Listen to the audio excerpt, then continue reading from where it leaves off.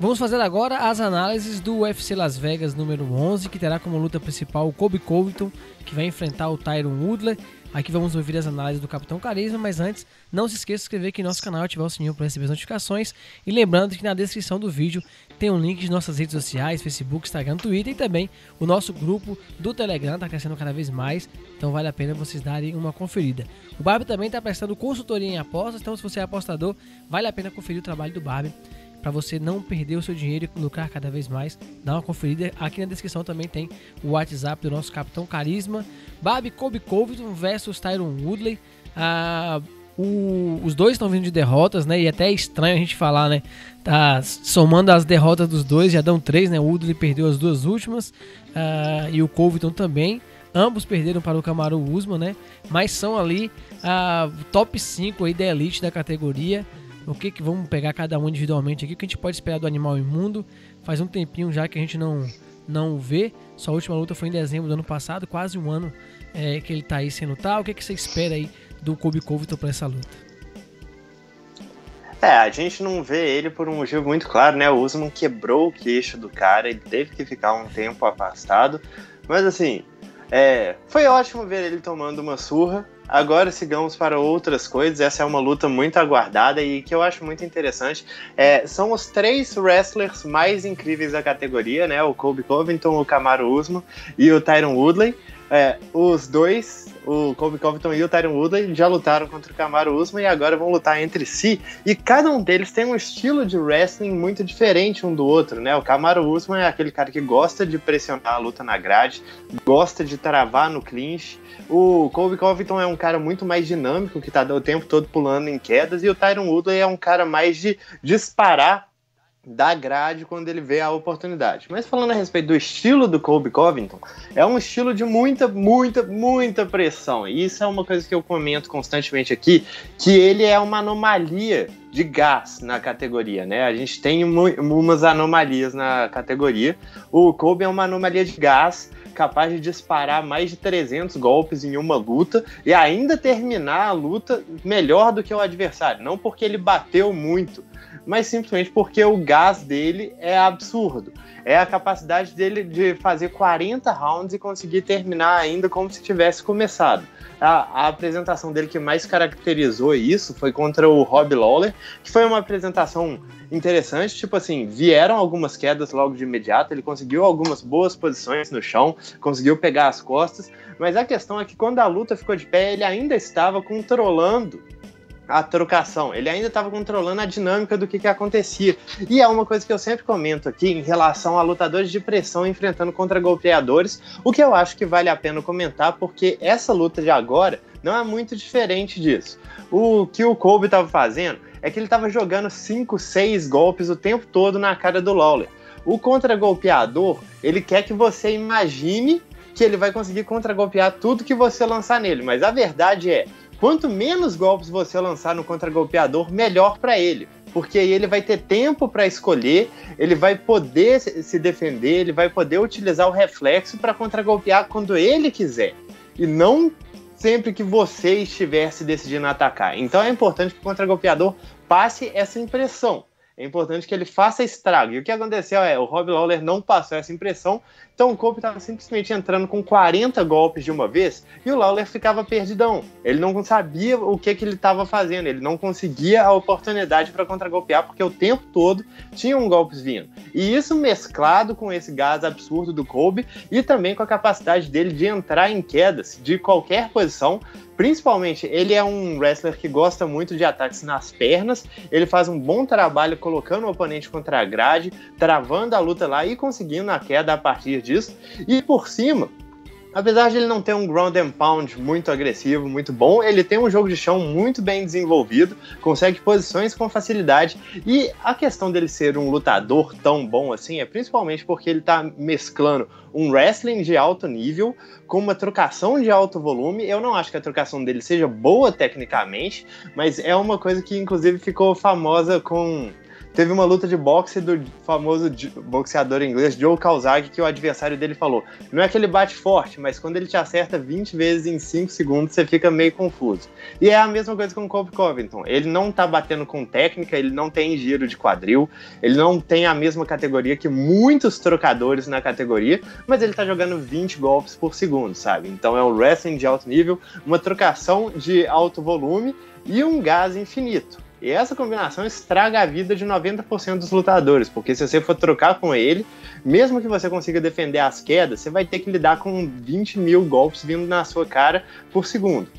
A luta dele contra o Usman foi muito definida justamente por essa questão que o Usman conseguiu fazer ele sentir os golpes. Você vê que o volume de golpes que Colby disparou a partir do terceiro round em comparação com os dois primeiros foi menos que a metade, sabe? E isso porque ele tinha sentido. Ele não estava mais confortável para simplesmente entrar na trocação com o Kamaru Usman e tentar fazer aqueles 20 golpes por segundo acontecerem sem temer as consequências. E esse que é uma forma de vencer o Colby, né? Você tem que fazer realmente os golpes contarem. Claro que ter o wrestling do Kamaru Usman também ajuda, né? A capacidade de defender as quedas desse monstro de gás e a capacidade de fazer 5 rounds em alto nível. E isso parece pouco? Isso é coisa demais. Isso é um lutador da mais alta qualidade. A gente pode detestar ele quanto quiser, mas o Colby é um lutador da mais alta qualidade. Do outro lado a gente tem o Tyron Woodley. Tá vindo de 2 derrotas, né? Perdeu aí para o Durinho na sua última luta. E a gente tinha perdido também para o Kamaru Usman, como a gente já tinha falado. Babi, o Durinho fez o Tyron Woodley parecer bem menos do que ele é, né? Conta pra gente um pouquinho do que você acha do Tyron Woodley. E se essas 2 derrotas impactam, você acha aí na performance dele, ou se ele vai vir com sangue no olho para enfrentar o animal imundo. Essa luta também que já era para ter acontecido antes, né? Bom, então, eu sou um dos poucos defensores que falam que o nível de performance do Woodley não caiu. Porque muita gente fala, não, o Woodley envelheceu da noite pro dia, ele já não é o mesmo, o Woodley de 2 anos atrás nunca perderia do Durinho. Mas a real é que eu não consigo ver algo que ele esteja fazendo de diferente do que ele fazia antes. Ele sempre foi um cara de lutar da mesma forma. Você pode até dizer que com 38 anos, acho que ele tá com 38 anos agora, os reflexos dele podem ter diminuído um pouco, mas eu, sinceramente, não acho que seja o caso. Tipo assim, ele ainda dá amostras de ser um cara dos mais atléticos que a categoria inteira tem. Essa é uma das qualidades dele, mas, por exemplo, a luta dele contra o Durinho, ele recebeu um knockdown nos primeiros segundos, foi montado pelo Durinho, e na base do puro atleticismo, ele conseguiu escapar da montada. Tipo assim, pra mim aquilo foi uma proeza. E só um cara que é realmente um mutante em questão de genética, em questão de músculo, de poder de explosão, poderia fazer um negócio daqueles. Agora, o estilo do Woodley é muito simplista. Ele vai se colocar contra a grade, é onde ele prefere ficar, e vai tentar pegar o timing para entrar com a mão direita dele, que é um dos golpes mais potentes que já existiram em toda a categoria dos meio metros.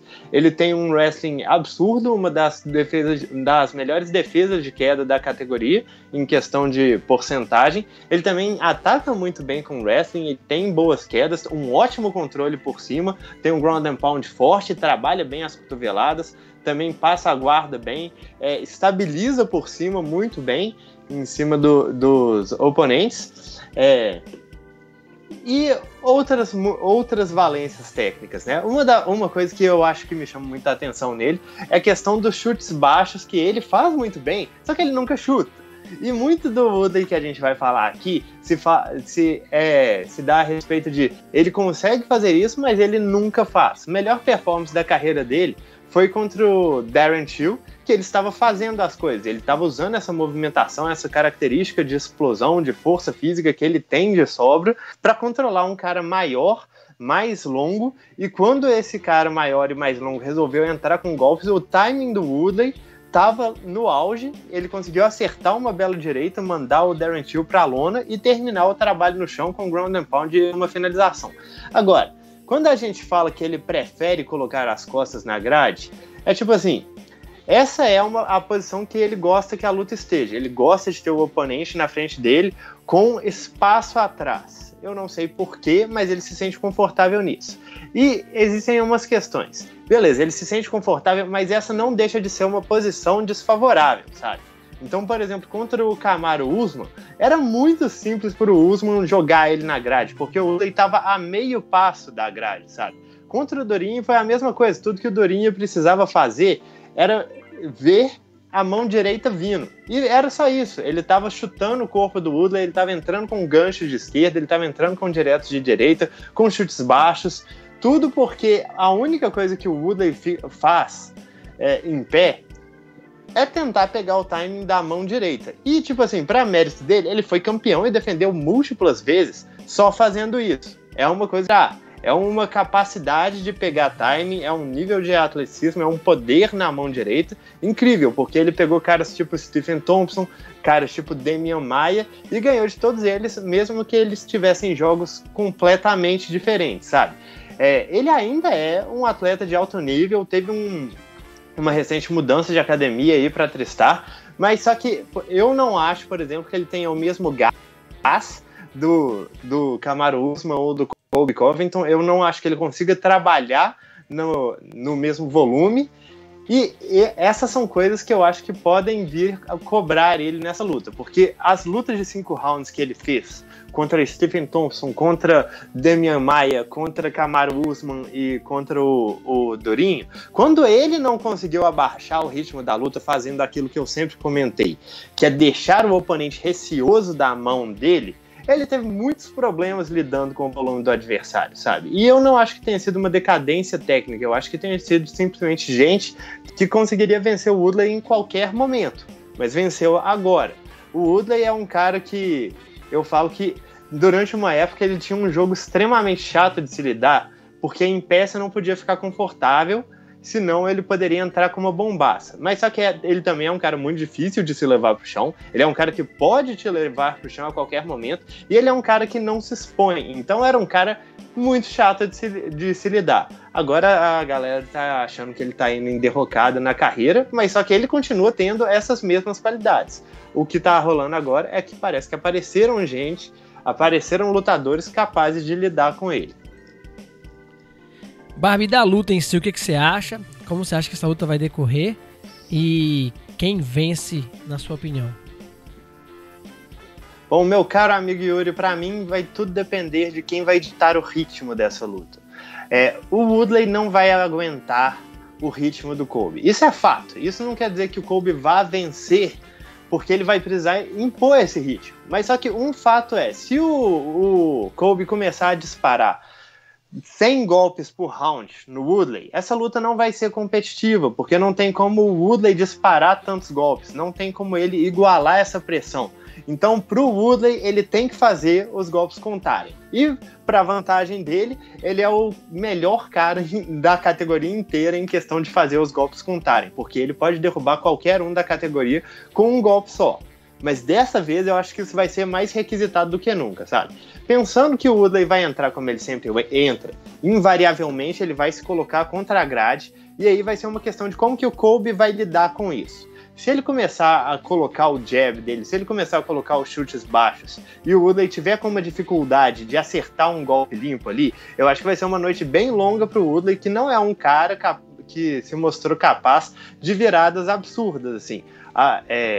Claro que teve o knockdown famoso dele aí contra o Stephen Thompson nos últimos segundos do round, mas o que eu falo é, se ele tá perdendo uma luta a longo prazo, ele não faz ajustes estratégicos, tipo, do segundo pro terceiro round, ou do terceiro pro quarto, pra mudar as coisas. Ele vai simplesmente depender sempre da mesma mão direita entrando. E a mão direita pode entrar, pode derrubar o Colby, que na minha concepção não tem um queixo tão bom assim, tipo assim...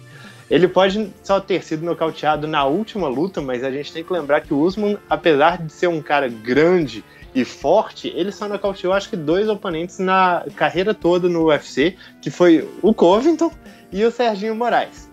Então, pra mim, vai ser primeiro essa questão de quem vai ganhar essa batalha na trocação.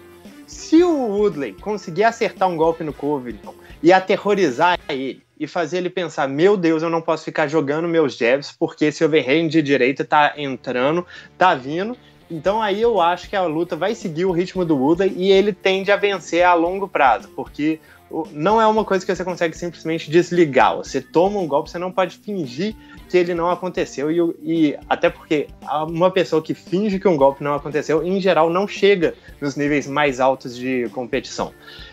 Agora, a questão do wrestling é uma coisa interessante, porque apesar do Usman ter conseguido algumas quedas contra o Woodley, a luta transcorreu majoritariamente em pé, no clinch, e esse é um lugar que a luta pode acontecer e pode se tornar extremamente chata, né? Porque pro Covington é vantagem travar o Woodley na grade. Para começar, ele vai cansar o Woodley, ele vai estar ganhando tempo, ele vai estar ganhando os rounds e ele vai estar fazendo um jogo de menos risco.